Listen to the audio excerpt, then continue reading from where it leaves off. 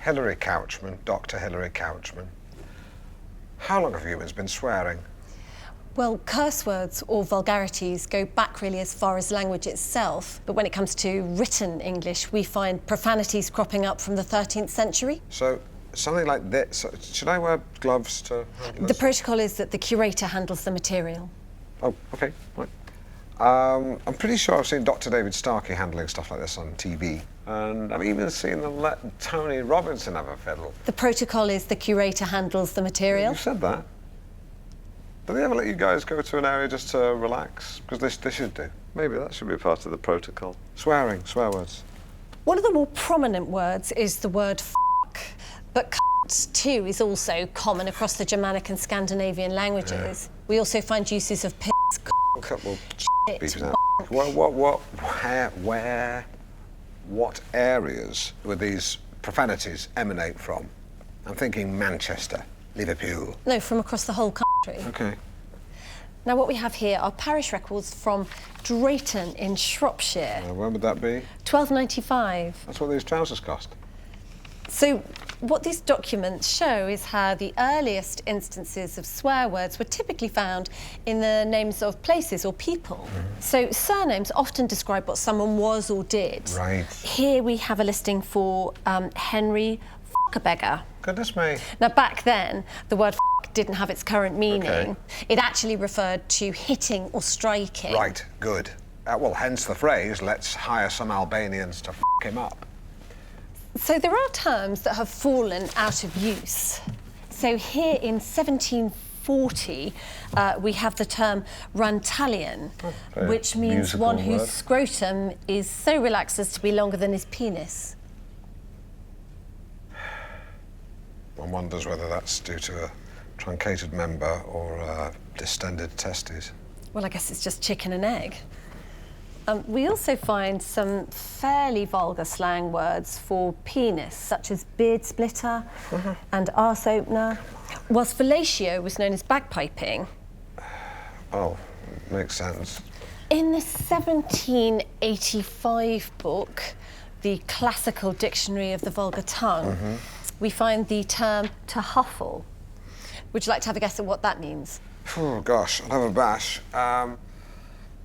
To huffle, the act of putting my head between a lady's breasts and huffling. You get the picture? No, it's another word to fillate. Right, OK. I always find it amusing when I ask people that question, what answer I'll get. Right, well, that's an interesting part of the protocol. Thank you very much, Dr. Hilary Mantell. Couchman. One who likes to squat over another... It's my surname. Right, yes, of course. Why are clean hands important? Because humans are the most effective incubators of bacteria outside of imported meat. A fact first discovered 150 years ago in Soho, when its filthy reputation was based not on pole dancers from Lapland or lap dancers from Poland, but because of an outbreak of cholera. Imagine going into a newsagent and ordering not a can of Coca-Cola, but a can of Coca-Cola. That's effectively what the Soho residents were doing in 1854 when they came to draw water from this pump to sate, slake, or quench their thirst. That was before the physician John Snow discovered that the disease was spread through contaminated water. And this paved the way for the invention of antibiotics, a remedy against bacteria that initially seemed infallible. I said initially slightly louder because whilst antibiotics once stopped bacteria like these from breeding like randy Catholic rabbits, their prophylactic power has become dulled through overuse. Many liken antibiotics to giving a box of chocolates to an angry spouse. The first time, the chocolates will overwhelm the wife and quell her ire completely. The sixth, seventh time, the chocolates still subdue the miffed woman, but less than they had earlier. And by the 20th time, the chocolates have little to no potency and can even inflame the problem further. I was troubled by this. I knew more than ever before that we needed to wash our hands. But were we doing? To find out for myself, I've come to the gents' toilets at the BBC to conduct a study of my own. Hello, Alan Partridge, BBC. Did you wash your hands? Yep. Good man. I've concentrated exclusively on the gents' loos. A man standing outside a women's lavatory can be seen as predatory. Equally, a man loitering outside a gentleman's toilet can be fraught with ambiguity. So, to put it on a more formal footing, I've got this woman with a clipboard. Sorry, what's your name? Thera. Sarah. Thera. Sarah. Thera. Okay. The BBC employs some 20,000 people, Just write that down. and not all of them are going to wash their hands. Right, it is Thera. I thought you had a list. No, it's Arabic. Okay. Menial workers, for example, are employed to pick up bits of dirt, and the likelihood of them ever being asked to shake hands with senior management are very low. Put him down as a no. Still, the results made for grim reading, with just 28% saying they washed their hands. Yeah, I'm going to wash my own hands later. Swindon. And I've come to the British School of Hygiene to ask Professor Jean Chowdhury how clean hands can stop the spread of germs. Hi, Jean. Hi. Hi. Jean, hand washing. How often should we be washing them? Well, anytime we come into contact with bacteria. So, after going to the toilet, Agreed. after handling raw meat. Right, and that's separate, isn't it? That's not a euphemism for the first one. No. Raw meat can harbour some pretty nasty bacteria. So, if in doubt, wash. And the advice from the World Health Organization There we go. is that we should be washing our hands for a full 20 seconds. 15's fine. Which is why there's actually an instructional video which shows exactly how to wash your hands. Yes, please. So we begin by rubbing the palms together, work up a nice creamy lather. That's very creamy hands. And then you rub the back of your left hand Very creamy hands. with the right palm with interlaced fingers. Yeah. And same with the other hand. Yeah. And rinse with warm water. Those taps are the same as the ones over there. Oh, yeah, we shot it here. Right, so those your hands.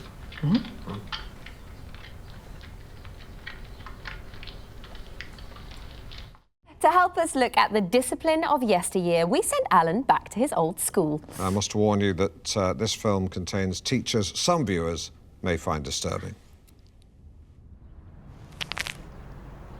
This is St Jude's High School, a secondary specialising in the performing arts and media studies. But back in the 1970s, it was an actual school, and I was a pupil here. Today, the corridors of St Jude's are alive with the sound of laughter and play. Back then, however, the school echoed with an altogether different noise.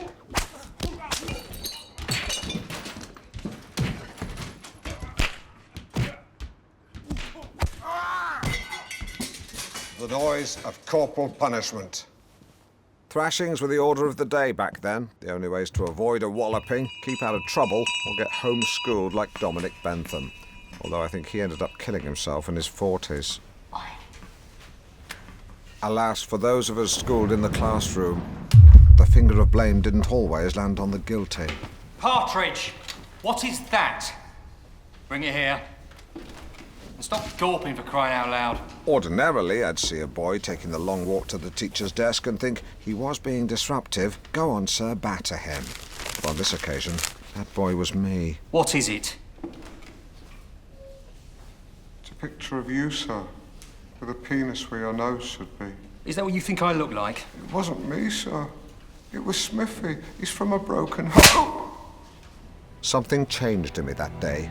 I had walked to school a boy, Now sit down, you lemon. but I returned home a big boy. Fortunately, what the psychotic teachers of the 1970s lacked in self-control, they also lacked in technique. Inexperienced teachers would often opt for a one-handed stroke with little backlift and a short follow-through. But swing analysis from my squash coach reveals this to be both ineffective and inaccurate.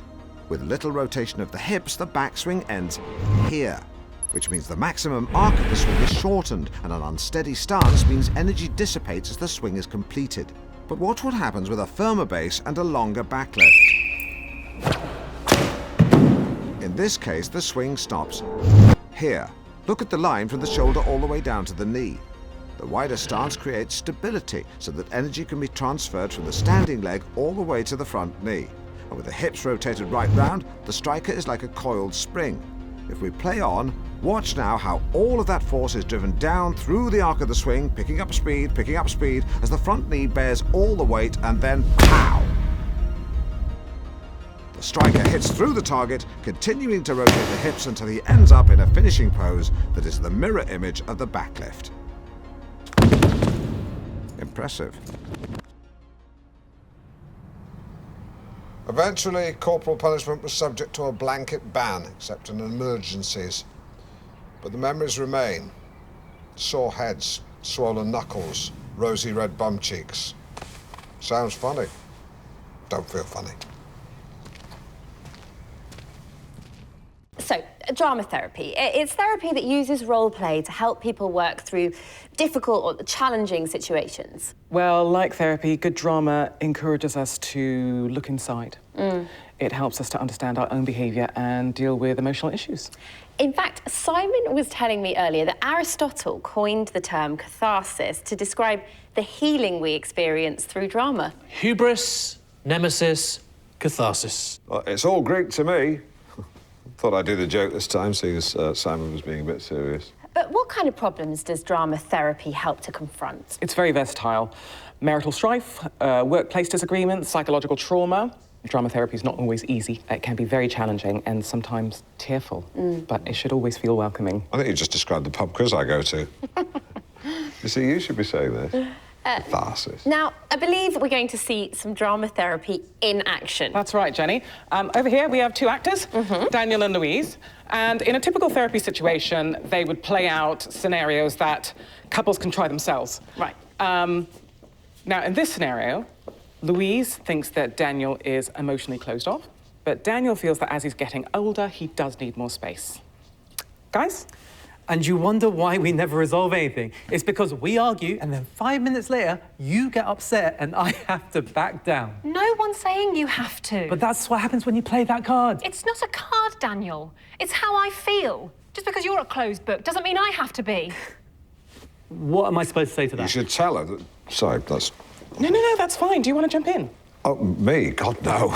Yeah, no, please do. Step in for Daniel. No, it's just... I've not acted for quite a while. Oh, I'm sorry. I hadn't realised you'd acted. Oh, yeah, I mean, just with North Norfolk players, a bit of acting, producing, directing. Most recently, A Few Good Men. Oh, so, amazing. What part did you play? The Jack Nicholson role, so Ooh. yeah, a bit of a tough act to follow, but I just tried to do it sort of, you know, like the truth. You can't handle the truth. Yeah, so I sort of went higher, and then I did the scoff at the end, which I don't think Nicholson thought of, so... Well, how would you feel about having a go at this scene? Yeah, sure. Why not? Oh, great. OK, Daniel, you step out. Louise, you're in the kitchen, you're making dinner. And Alan, start a conversation when you're ready. OK.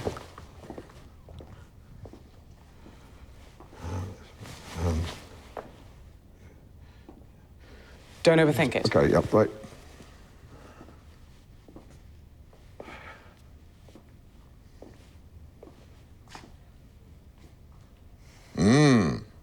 Smells good. It's just spag bowl. I didn't mean the dinner. Well, you never normally come in till it's cold. I'm sorry to go on. I just don't want you to feel like I'm complaining because I want to spend time with you. Hey, baby girl. Just been out on my bike. My motorcycling's important to me. You know that. But you know the best part of the journey? Riding that steel horse back home to you. Try it without the accent. Me or her? You. OK, but the general direction... Forget all that. Both of you sit at the table. OK. Now, let's just pretend that she's your actual wife. Yeah.